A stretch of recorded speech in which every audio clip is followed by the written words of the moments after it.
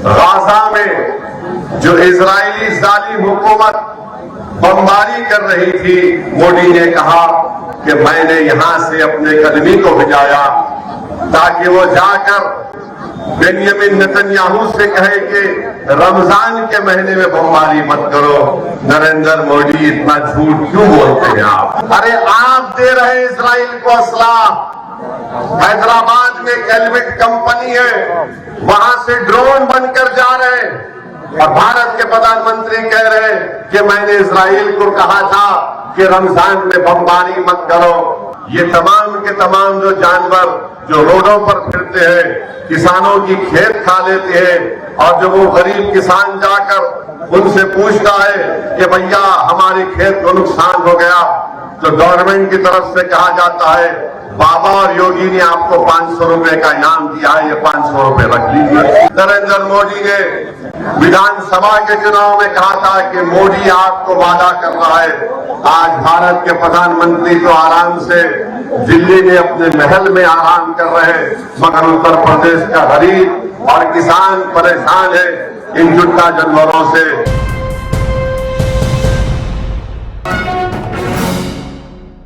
मैं आपको याद दिलाना चाहूंगा कि 2022 के विधानसभा के चुनाव में जब तीसरे मरहले की मतदान हो चुका, उस वक्त नरेंद्र मोदी ने उत्तर प्रदेश की आवाम के दरमियान में आकर कहा था कि मोदी आपसे वादा कर रहा है कि जितने जुट्टा जानवर फिर रहे, मोदी उनको उसका इंतजाम करेगा।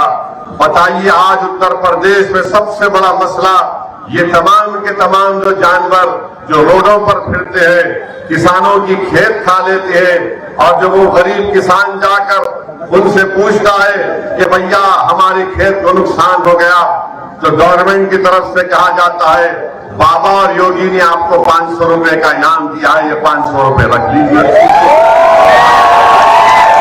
आप बताइए, रात में खेत में जानवर घुस जाते हैं, जिसका वादा नरेंद्र मोदी ने किया। नरेंद्र मोदी ने विधानसभा के चुनाव में कहा था कि मोदी आपको वादा कर रहा है।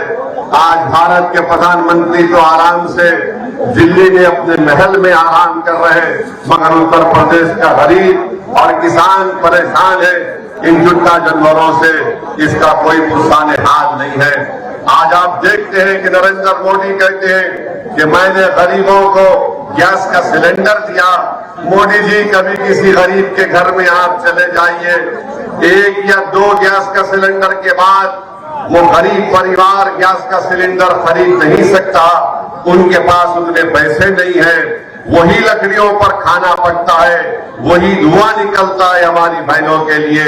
फिर तीसरा नरेंद्र मोदी कहते हैं कि मैंने प्रधानमंत्री आवास योजना में घर दिए। अरे कहां दिए आप बताओ ना हमको। मैंने प्रधानमंत्री आवास योजना के लिए, मुद्रा लोन के लिए और ये गैस के सिलेंडर की स्कीम के लिए मैंने आरटीआई एप्लीकेशन डाला, मगर कभी इसका जवाब नहीं आता है। तो मेरी आप तमाम से अपील है कि आपको देख समझकर अपने वोट का इस्तेमाल करना है। अभी हम आ रहे थे तो रास्ते में नरेंद्र मोदी का हमने एक वीडियो देखा। नरेंद्र मोदी जिस सफाई के साथ झूठ को बोलते हैं, शायद ही कोई इस तरह से झूठ बोल सकता होगा। भारत के प्रधानमंत्री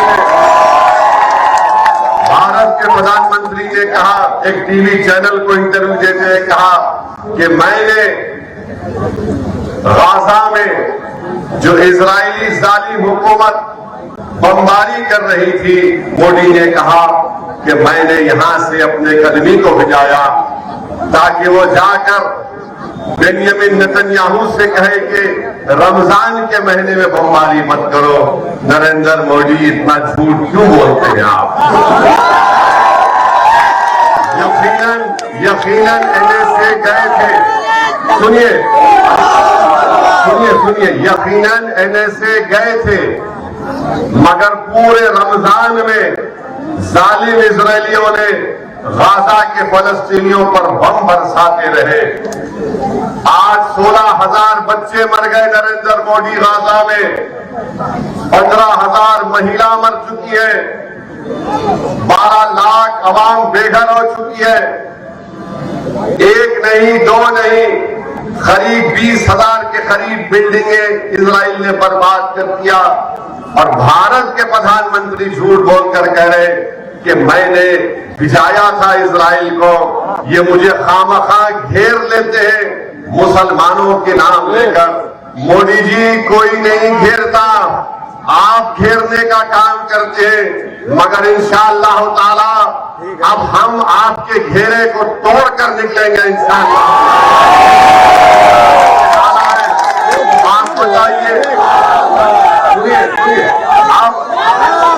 सुनिए, भारत के प्रधानमंत्री जो कह रहे हैं कि मैंने इजराइल को कहा कि रमजान में बमबारी मत करो। आज स्पेन में एक भारत की कश्ती जिसमें 27 टन का हथियार था, असला था, एक्सप्लोजिव थे, उसको स्पेन की हुकूमत ने कहा कि तुम स्पेन में आकर कश्ती को अंदर नहीं ला सकते। वो चेन्नई से जा रही थी इजराइल को। बोलो प्रधानमंत्री, क्या ये सच है या झूठ है? अरे आप दे रहे इजराइल को असला। हैदराबाद में एक एलविट कंपनी है, वहां से ड्रोन बनकर जा रहे हैं और भारत के प्रधानमंत्री कह रहे हैं कि मैंने इजराइल को कहा था कि रमजान में बमबारी मत करो। अरे मोदी जी, अगर आप इतने ताकतवर हैं तो इजराइल ने तुम्हारी बात क्यों नहीं सुनी? जब आपके भक्त कहते हैं कि मोदी जी ने यूक्रेन में जंग रुका दी, तो ये तो छोटी बात थी। नेतन्याहू तो आपका बड़ा करीबी दोस्त है, आप तो उसको गले लपेटते हैं जब कभी भी आप मिले उससे। बताओ कितना झूठ आप बोलेंगे मेरे अजीज दोस्तों और बुजुर्गों। फिर भारत के प्रधानमंत्री टीवी के इंटरव्यू में कहती है कि यकसा civil code, uniform civil code, मिसाल देते हैं छोटे बच्चों को बिठाकर।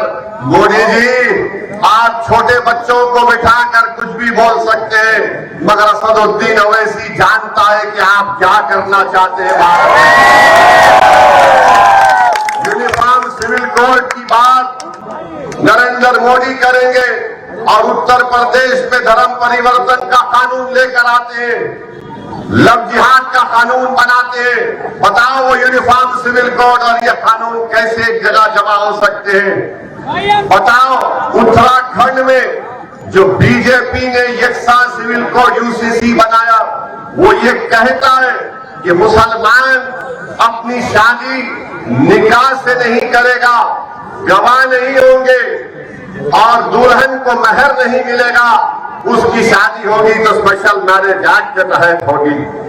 बताओ नरेंद्र मोदी, आप यूसीसी की मिसालें देते हैं, 1400 करोड़ टैक्स रिबेट आपने उन तमाम समाज को दिया जो मुसलमान और ईसाई नहीं है, आप क्यों नहीं हमको देते? भारत के प्रधानमंत्री एक और झूठ बोलते हैं, पूरे देश में जाकर झूठ बोल रहे हैं कि मुसलमानों को आरक्षण दिया जाएगा, दलितों का और पिछड़ा समाज से लेकर। नहीं नरेंद्र मोदी, आपने गलती की। हमको दलितों का हिस्सा नहीं चाहिए, हमको पिछड़ा समाज का हिस्सा नहीं चाहिए। हम यही कह रहे हैं कि इंसाफ करो। भारत के संविधान में दफा 15 और 16 के तहत आप हमसे इंसाफ करो। मैं आपको बता रहा हूं, आज नरेंद्र मोदी बाबा साहेब अम्बेडकर की बात करते हैं, मगर वही बाबा साहेब अम्बेडकर के संविधान को खत्म करना चाहते हैं। कैसे खत्म करना चाहते हैं? नरेंद्र मोदी की सरकार ने इकोनॉमिक वीकर सेक्शन के ऊपर 10% रिजर्वेशन दे रहे हैं। किसमें दे रहे हैं? तालीम में और रोजगार में। अब ये 10% में न दलित जा सकता है, इस 10% में न अदर बैकवर्ड क्लास के पिछड़ा लोग जा सकते हैं, और ये 10% सिर्फ अपर कास्ट लोगों के लिए मोदी ने किया। बताओ नरेंद्र मोदी, जो आबादी का 80% हिस्सा है, आप उनसे कह रहे हैं कि तुम 27% या 50% में अपना खेल खेलो, और जो देश के 10% हिस्सा है, 20% हिस्सा है, नरेंद्र मोदी उनको 10% हिस्सा दे रहे हैं। बोलो मोदी, किसका रिजर्वेशन आप छीन रहे हैं? आप दलितों का हिस्सा मार रहे हैं, बैकवर्ड क्लास का हिस्सा मोदी मार कर देने देना चाहते हैं।